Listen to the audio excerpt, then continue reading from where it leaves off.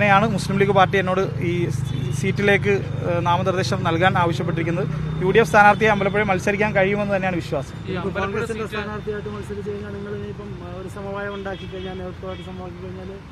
ഞാൻ നേരത്തെ സൂചിപ്പിച്ചല്ലോ, പാർട്ടി നിർദ്ദേശം എന്താണോ പറയുന്നത്, മുസ്ലിം ലീഗ് പാർട്ടി എന്നോട് നോമിനേഷൻ നൽകാൻ പറഞ്ഞു. അതനുസരിച്ച് ഞാൻ നോമിനേഷൻ നൽകി. സംസ്ഥാന മുസ്ലിം ലീഗിൻ്റെ നേതാക്കന്മാർ പ്രിയപ്പെട്ട PM സലാം സാഹിബ് അടക്കമുള്ളവർ ഈ വിഷയത്തിൽ ഇടപെട്ടിട്ടുണ്ട്. അതിൽ പാർട്ടി ഒരു ഉചിതമായ തീരുമാനമെടുക്കും. അതിൽ UDFന്റെ ഭാഗമായി തന്നെ ആയിരിക്കും മത്സരിക്കുന്നതാണ് എൻ്റെ വിശ്വാസം.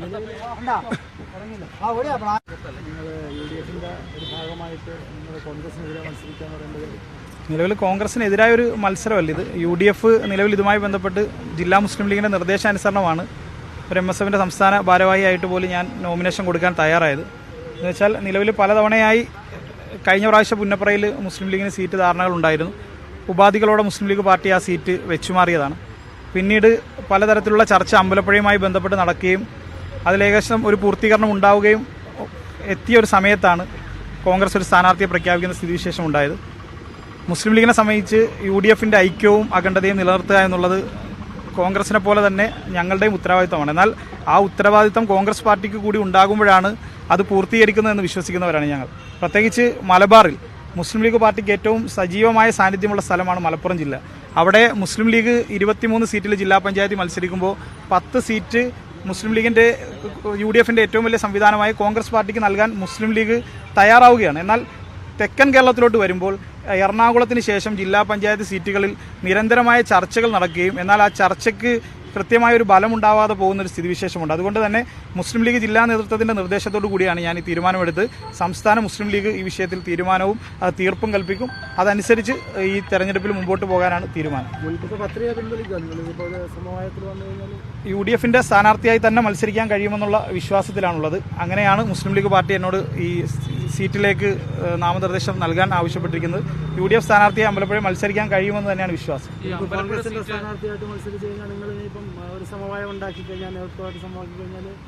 ഞാൻ നേരത്തെ സൂചിപ്പിച്ചല്ലോ, പാർട്ടി നിർദ്ദേശം എന്താണോ പറയുന്നത്, മുസ്ലിം ലീഗ് പാർട്ടി എന്നോട് നോമിനേഷൻ നൽകാൻ പറഞ്ഞു. അതനുസരിച്ച് ഞാൻ നോമിനേഷൻ നൽകി.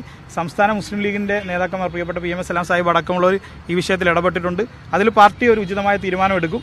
അതിൽ UDFന്റെ ഭാഗമായി തന്നെ ആയിരിക്കും മത്സരിക്കുന്നതാണ് എൻ്റെ വിശ്വാസം.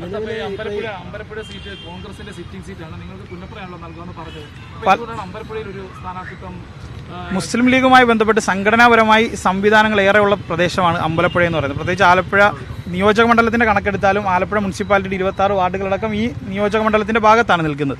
മുസ്ലിം ലീഗ് പാർട്ടി കൂടുതലായി മത്സരിക്കുകയും ഒക്കെ ചെയ്യുന്ന പ്രദേശം അമ്പലപ്പുഴ വടക്ക് പഞ്ചായത്തും തെക്ക് പഞ്ചായത്തും അതുപോലെ തന്നെ ഒക്കെ നിൽക്കുന്ന പുറക്കാടക്കമുള്ള മുസ്ലിം ലീഗിന് കുറച്ചുകൂടി സ്വാധീനമുള്ള പ്രദേശമാണ് അമ്പലപ്പുഴ എന്നതുകൊണ്ട് തന്നെയാണ് ഈ സീറ്റ് ഞങ്ങൾ വാങ്ങാൻ തയ്യാറായത്. പലപ്പോഴും പല ഉഭയകക്ഷി ചർച്ചകൾ പലപ്പോഴും നടന്നിട്ടുണ്ട്.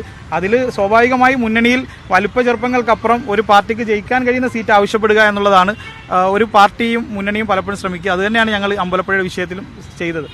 മലപ്പുറത്ത് സ്വാധീനമുള്ള മേഖലകളിൽ നിങ്ങൾ കോൺഗ്രസിന് വിട്ടുകൊടുത്തു. അവരതുപോലെ തിരിച്ചു കാണിക്കാത്തതുകൊണ്ടാണ്. അതുണ്ടാകണം എന്നുള്ളത് തന്നെയാണ് ഞങ്ങൾ ആശിക്കുന്നത്. കാരണം അത് ഉണ്ടാകുമെന്ന് ഞങ്ങൾ പ്രതീക്ഷിക്കുകയും ചെയ്യുകയാണ്. കാരണം നിലവിൽ ഇന്നാണ് അവസാന ഡേറ്റ് നോമിനേഷൻ്റെ ദിവസത്തിന്. ഇന്ന് രാവിലെയാണ് കോൺഗ്രസുമായി ബന്ധപ്പെട്ട ഒരു സ്ഥാനാർത്ഥിയുടെ പേര് ഉയർന്നു വന്നത്. ഇന്ന് ലാസ്റ്റ് കൊടുക്കുക എന്നുള്ളത് ഇന്ന് കൂടി 3 മണിയാണ് സമയം. അതുകൊണ്ട് തന്നെ ആരുടെയൊക്കെ പേര് നിർദ്ദേശിക്കപ്പെട്ടു അവരൊക്കെ കൊടുത്തിട്ടുണ്ടാവാം. സ്ഥാനാർത്ഥി അവസാനം ആരാണ് എന്ന് തീരുമാനിക്കുന്ന UDFന്റെ സംസ്ഥാന ഘടകമായിരിക്കും.